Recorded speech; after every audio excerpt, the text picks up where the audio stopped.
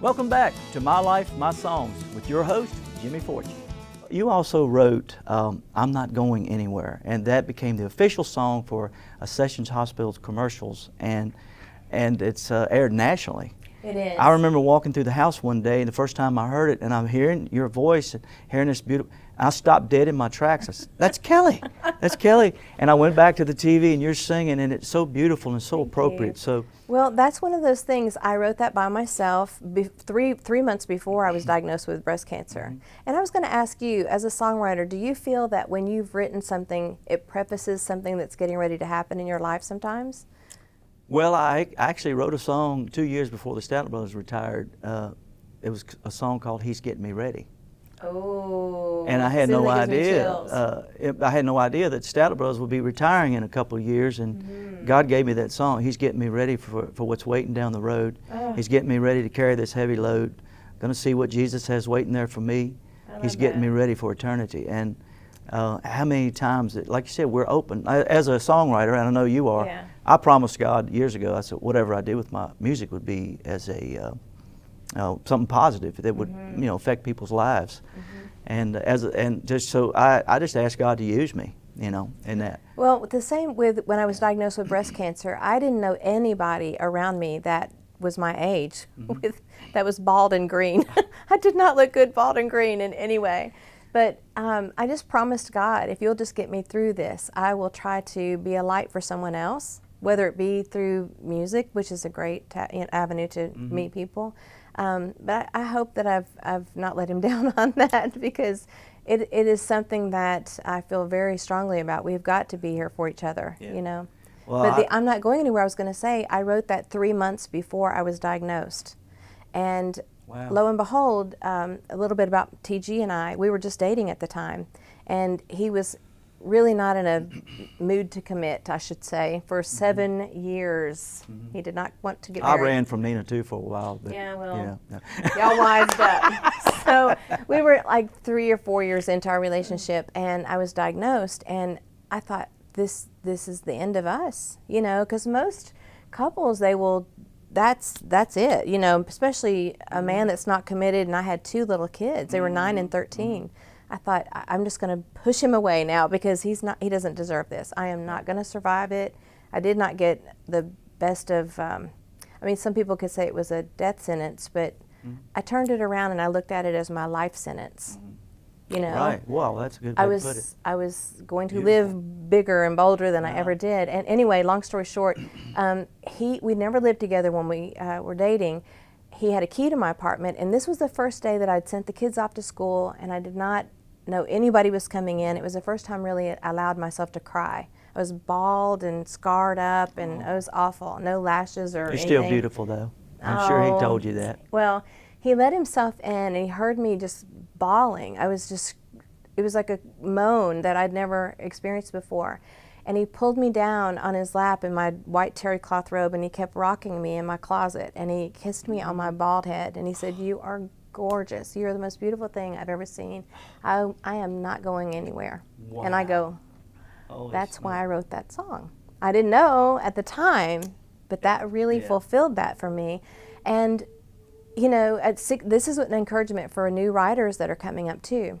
I wrote that 16 years ago, and although TG recorded it, Crystal Gale recorded it, I thought it kind of had run its course.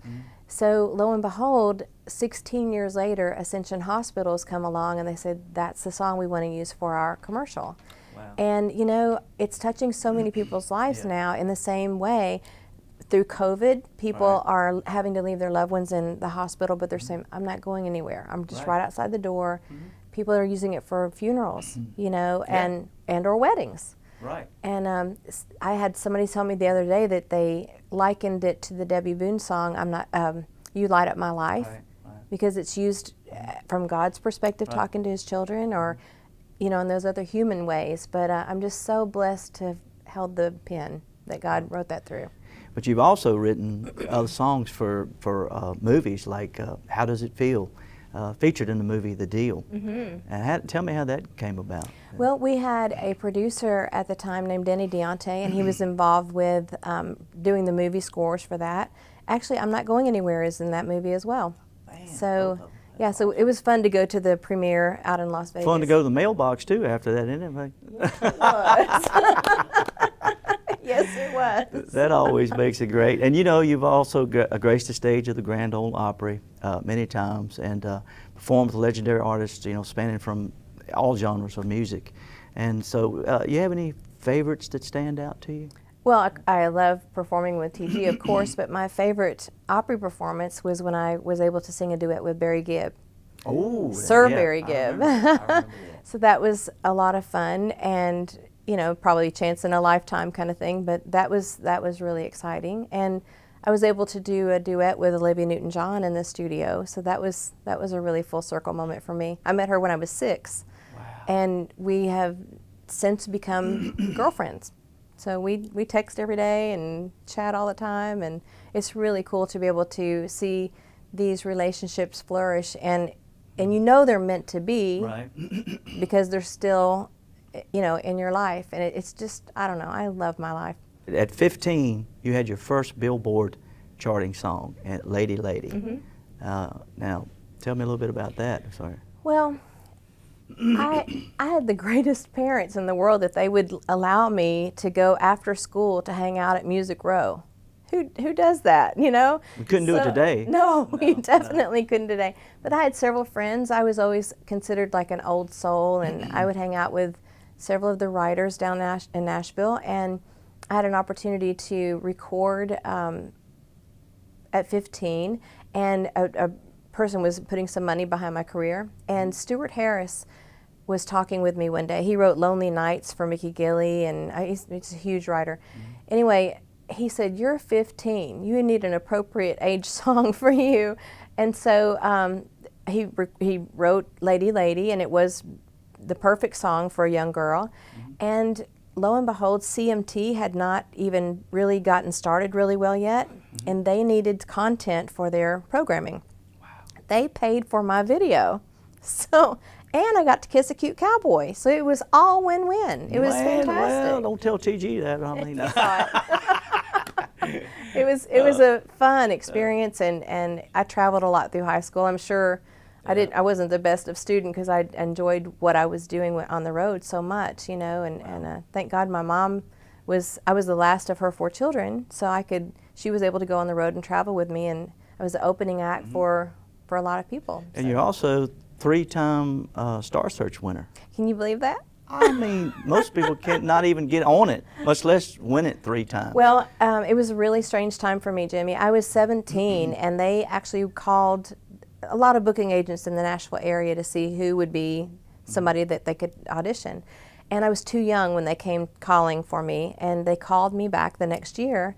So it was a different time. It wasn't like these kids on American Idol. I don't know how they have the courage to do what they're doing. And social media is so harsh on people. But it was a very scary time for me. And looking back on it, I had more tenacity than talent.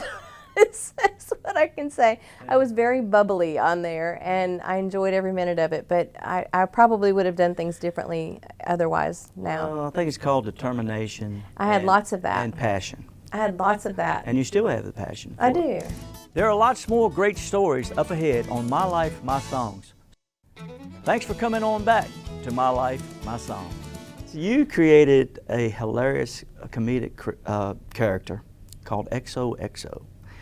And I'll tell you what, I have watched you on a lot of shows, and when you come out with that, it is hilarious. Oh. And do you write all that too when you created it? How did she come about? Nothing is written. It's all off the top of my head. You remember the Roadhog? We had the Roadhog. Same thing. It's just what is it even called? I don't even know what the word is called when you have a split personality, I guess. But I was writing with Lorrie. I was going through all of my breast cancer treatments, and you know, I think humor heals. I think comedy gives people an opportunity to giggle about things you otherwise are too serious about. And she and I were talking about upcoming fanfare, and that she had dealt with some people that knew her.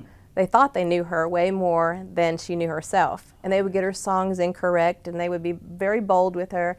And so as a joke, I came to the next writing session. I'd put everything I ever owned on in my closet. The worst mixed match animal prints and bling, and it was awful. I looked like somebody threw up in my closet, you know. So I put that on, and so she was born. And we spent the next, you know, couple of days coming up with where she's from, Bucksnort, Tennessee. You know, just, it's the stupidest character, but it has brought so much joy to me to play it, because if you know me at all, I am more like EXO than I am Kelly Lang. So it's terrifying. If you think you know me, that's not the truth. But she's just obnoxious, and she loves to be bigger than life, and I don't know, it's a culture shock for people that have not met her yet. Well, that's one thing, being with the Statler Brothers, they always knew that people had to laugh. So comedy, Harold which we lost Harold about a year ago, but he was always the comedic act of the group. And so when you came to a show, you cried, you smiled, you laughed, you know, you had every emotion. I think that's the era of entertainment that I enjoyed the most, like Sonny and Cher, or, you know, things like that. I love people that can take themselves so lightly and not too serious. And I might, you know, with my breast cancer history, or looking at like a feminine person, and then for me to throw that garb on is rather shocking. And I love to mix it up. People appreciate real, you know. And I just, what's next for Kelly Lang? What you got going? Well, luckily, I am working on my second hospital song for Ascension Hospitals. They've asked me to go back to the drawing board and write something, which I'm really excited about, Jimmy, because we have all been through so much with COVID, and the nurses and doctors have been through, they need more honoring than they have gotten, for sure. But the narrative is that they want to turn the page. They want to show that there's light at the end of the tunnel, and they want my song to reflect that. So I'm just about done with my installment for them, and we hope that works well for their second installment for that. And oh, how we hope that this turns around, you know. Me too. Yeah. Well, Kelly, I want to tell you, thank you so much for coming by today to my life and my songs. But I want to tell you, thank you for singing at my birthday party. Well, you're very welcome. You sang the song Elizabeth too. It was beautiful. Thank you. Well, thank you for allowing me to do that. I cherish your friendship, and I know that everybody's going to love your songs and your stories about your songs coming up in the future, whatever you do with your life. Thank and you. So thank you for coming and doing this, and we appreciate you so much. Thank you. If you can send your friends to kellylang.net, and you can check all things out. All right. Thanks for tuning in to My Life, My Songs. God bless you all.